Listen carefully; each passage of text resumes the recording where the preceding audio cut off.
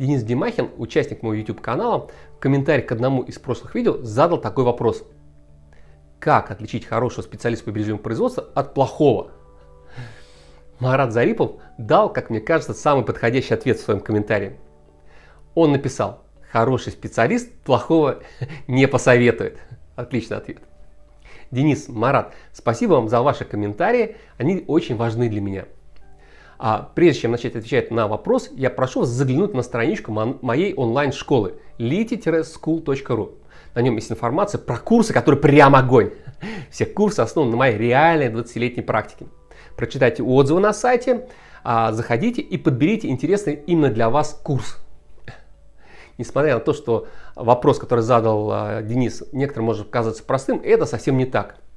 Как вы думаете, можно ли дать универсальный ответ на этот вопрос? Есть ли вообще какой-то портрет самого лучшего специалиста по бережливому производству? Вы знаете, я никогда глубоко не думал над этим вопросом и над ответом над ним. И хорошо, что появилась такая возможность.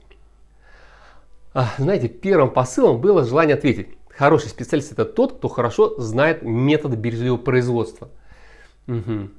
Но затем, подумав и вспомнив наиболее ярких, успешных руководителей проектов, лидеров преобразований, до меня дошло, что они в большей своей части, не сказать, чтобы суперэксперты.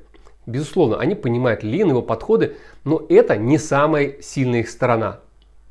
Поразмышляв еще побольше, я сделал для себя такой вывод, что хороший Lean-специалист прежде всего должен хорошо исполнять свою роль. То есть оценка компетенции должна быть увязана с ролевой структурой программы Lean-трансформации.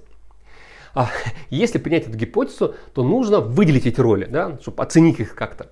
В процессе управления проектами по развитию производственной системы я рассказывал в предыдущем видео, и ссылка на это видео будет в правом верхнем углу экрана. Так что кликайте, если хотите посмотреть.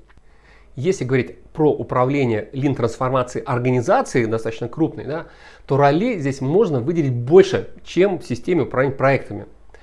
Не претендуя на полноту описания ролевой структуры, я решил выделить 5 ключевых ролей. Еще раз повторюсь, что их может быть больше.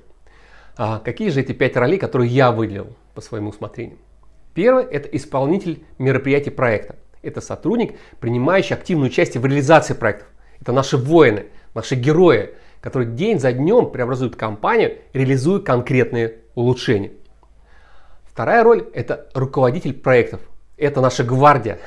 Это сотрудники, которые планируют, организуют исполнение и завершают проекты. Они как раз на острие наших задач развития. Третья роль – это наставник. Это наши сенсеи, корпоративные профессора, лин-тренеры. Их задача – обеспечить необходимыми компетенциями стратегию развертывания бережливого производства. Четвертая роль – это архитектор системы совершенствования. Это наши социальные инженеры. Они выстраивают процессы управления проектами, организуют работу по потоку идей, формируют системы гибкой мотивации, создают инфраструктуру Lean трансформации. Например, такие как информационные центры, стенды проблем. Они организуют работу команд совершенствования, да, формируют АБЕЯ, если это необходимо. То есть любую инфраструктуру, которая способствует реализации Lean-идеологии в организации. И пятая роль – это лидер преобразования. Эти наши стратегии, вожди, вдохновители, те, кто поднимает народные массы на всеобщую борьбу с неэффективностью в наших процессах. Еще раз повторюсь, что ролевая структура может быть шире. Я отразил лишь ключевые, исключительно по моему мнению. Наверное, так же, как и я, вам пришла мысль, что поскольку роли разные, то и признаки хорошего исполнения роли могут отличаться. И что интересно, один сотрудник может хорошо исполнять одну роль и не справляться с другой. Да и людей, мастеров всех ролей сразу одновременно, мне кажется, не бывает. Хотя не исключаю, что такие где-то суперлинусы где-то есть. Кроме навыков, связанных именно с ролевой моделью, я бы выделил отдельную группу базовых компетенций, которые не зависят от ролей, которые исполняет тот или иной человек.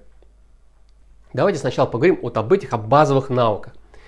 Я хотел бы начать с самого главного, я бы даже сказал, опорного навыка, на котором все остальные навыки надстраиваются или держатся.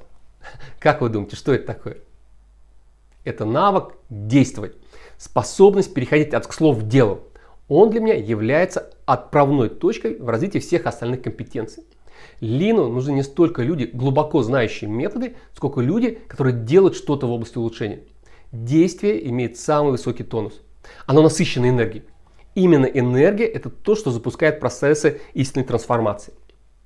Второй базовой компетенцией хорошего лин-специалиста я назвал бы знанием и способность эффективно адаптировать методы лин под конкретные условия.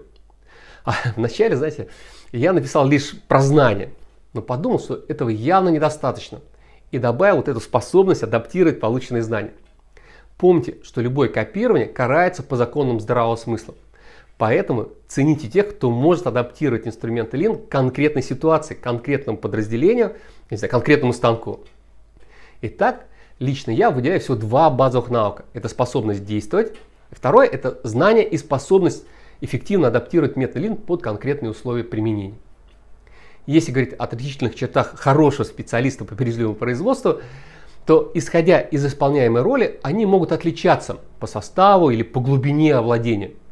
Например, исполнитель проекта должен знать методологию лин, но тренер должен знать глубже, детальней. Поэтому, видите, навык вроде один, а глубина разная. Благодаря вопросу Дениса я только сейчас задумался о структуре ролевых компетенций. Данную тему необходимо еще глубже осмыслить и развить. Пока я сделал лишь первые наброски и решил выделить всего по два ключевых навыка для каждой роли.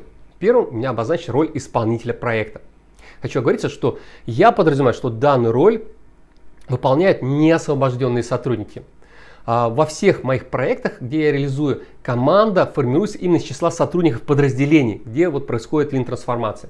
Это рабочие, мастера, начальники цехов, технологи, экономисты, снабженцы, то есть люди, которые выполняют какие-то другие функции в рамках регулярной деятельности. Они являются теми корпоративными героями, которые реализуют проекты, а не специалисты отделов развития. Вот такая методологическая особенность. Ключевыми навыками, отличающими хорошего исполнителя проектов, я считаю следующее. Первое. Способность находить баланс между рутинными функциями и решением задач проекта.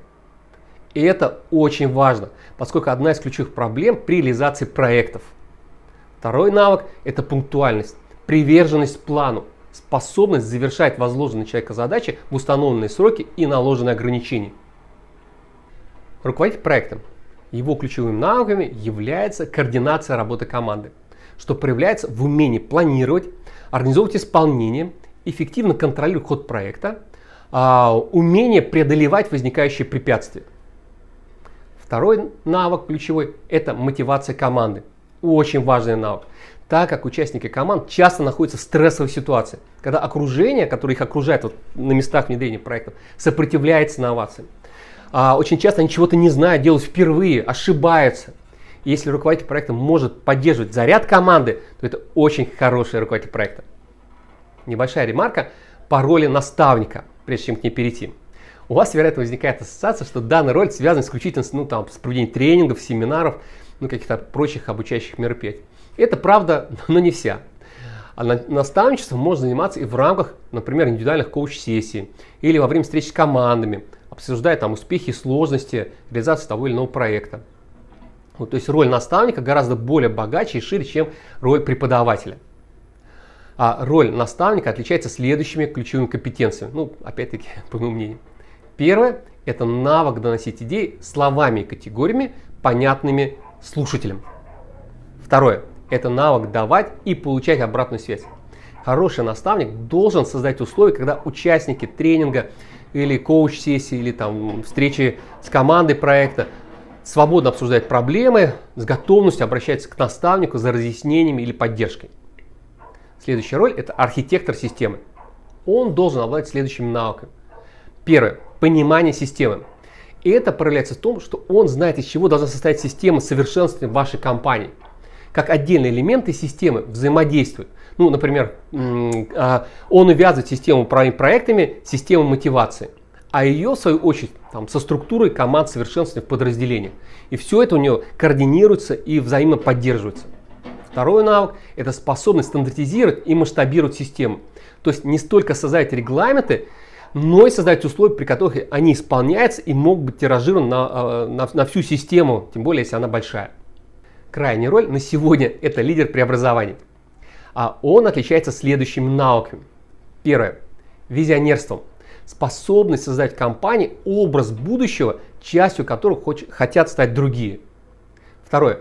Навык координации движения компании к стратегическим целям. Способность создавать цели и планы их достижения. Разбивать большие цели на малые, формировать эффективную команду. Для этой роли я не смог удержаться и добавил еще один навык. Навык вдохновлять. Без него достижение выдающихся целей, по моему мнению, невозможно. Конечно, мы сегодня с вами затронули очень интересный и многогранный вопрос. Я не претендую на абсолютную полноту раскрытия темы. Я вижу хороший потенциал в развитии теории и практики описания и развития ролевых компетенций при развертывании бережливого производства. Это очень практикоориентировано, это очень позволит компаниям быть более эффективными. За счет чего? За счет того, что мы сможем развивать и оценить конкретные компетенции, исходя из ролей, которые они должны выполнять в тот или иной момент. Еще раз спасибо Денису Димахину за отличный вопрос. Денис, надеюсь, что я ответил на него, по крайней мере, в какой-то части. Вы можете присоединиться к онлайн-школе бережливого производства, выбрать курсы, которые вам подходят. Ссылка на все курсы будет под этим видео. Поставьте лайк видео, сделайте его репост, напишите комментарий, вопрос, я обязательно на него отвечу. Это очень важно для меня. А на сегодня это все. Увидимся.